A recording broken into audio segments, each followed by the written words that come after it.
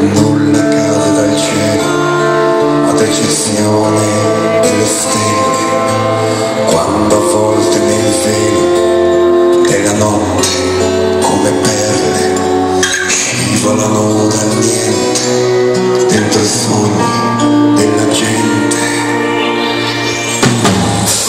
La famiglia al confronto dei lunghi albori sul mare, quando lampi amaranto fabbricano martingale di luce sospese, tendente a sorreggere l'orizzonte.